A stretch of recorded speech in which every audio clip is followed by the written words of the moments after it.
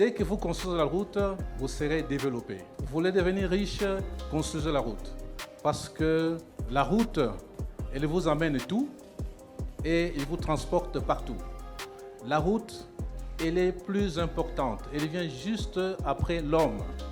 Et depuis que le président de la République est là, il a demandé qu'on puisse relever ces défis. Et nous sommes en train de le faire. La route, c'est la base de l'économie.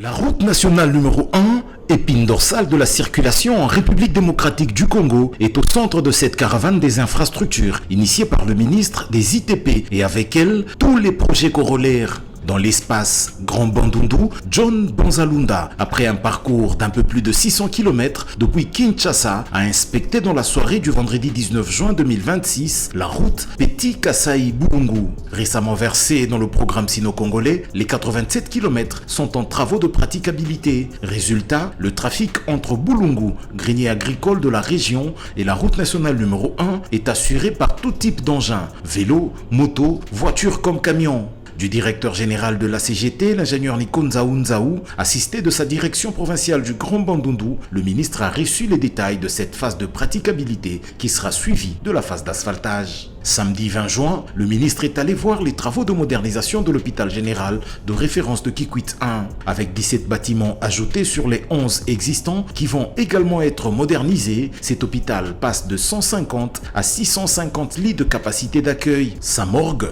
de 9 corps de capacité, passe à 90 corps. Une voirie locale pour circuler entre les bâtiments est aussi en cours de réalisation. Avec des fermes en béton comme support de la toiture, cet hôpital est destiné à vivre au moins 100 ans. Le ministre s'est par la suite rendu sur la route Bachamba-Gungu-Kakobola. Longue de 69 km, la route reçoit des travaux de praticabilité avant le revêtement dans les tout prochains jours. Sur la route nationale numéro 20 Ingudi-Idiofa par contre, le revêtement est déjà en cours. Les 63 km de ce projet sont petit à petit garnis de caniveaux dans les zones en pente pour assurer un écoulement harmonieux des eaux. La deuxième journée de la caravane des infrastructures s'est clôturée au stade d'Idiofa qui se garnit peu à peu de gradins. D'ici la fin de cette année, 10 000 personnes pourront prendre place dans ce stade pour suivre de rencontres de football.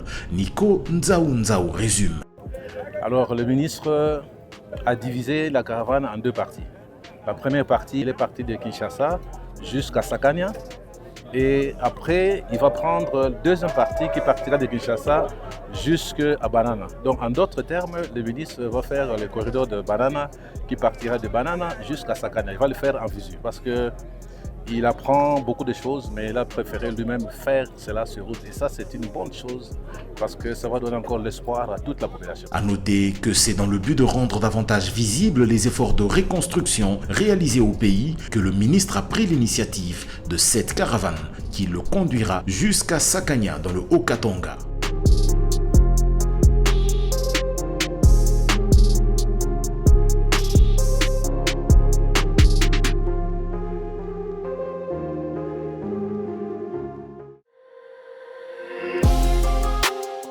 Dès que vous construisez la route, vous serez développé. Vous voulez devenir riche, construisez la route. Parce que la route, elle vous amène tout et elle vous transporte partout.